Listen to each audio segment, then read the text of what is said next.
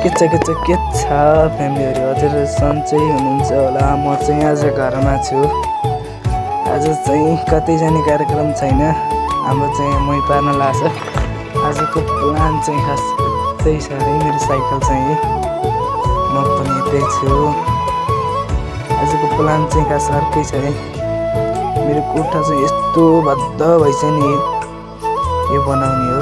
मेरो भाइ पनि यतै छ, सचिन भाइ। हेर्नु न, राजले पटक्कै भरिन्छ। अब पनिर बनाउने कार्यक्रममा भाइले आगो फुकिसकेछ। म अब पनिर बनाउनु पर्छ। यहाँ देख्यो नि, यो सेतो सेतो पुत्लो भएको, त्यो चाहिँ मेरो आलु। अनि यता चाहिँ तोरी फुलिरहेछ, जय घाँस छ। गाउँघरमा रमाइलै छ। म जन्मिएको घर हेर्नु, खतरा गरे।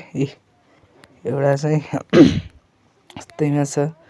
कागती टिप्न पर्यो भनेर भाइले पठाएको, उसले देख्दै छैन। त्यहाँ तँ टिप भनेछु।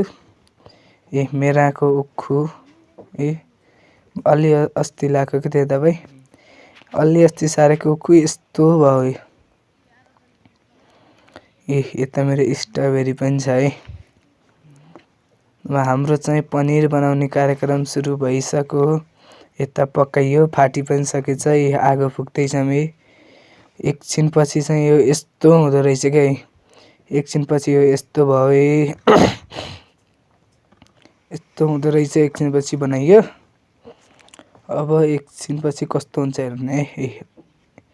हामीले चाहिँ थिचिकन नि लिएर आइसक्यो है। यति भयो, त्यत्रो पकाएको, आखिर यति भएन। अब यति हो साथी हो। आजको भ्लग चाहिँ यति नै अन्त्य गर्छु। यति भन्दै आजको मेरो 2-4 शब्द यही अन्त्य गर्दै गर्नु होला। यति भन्दै मेरो 2-4 शब्द लभ यू, टाटा गाइस।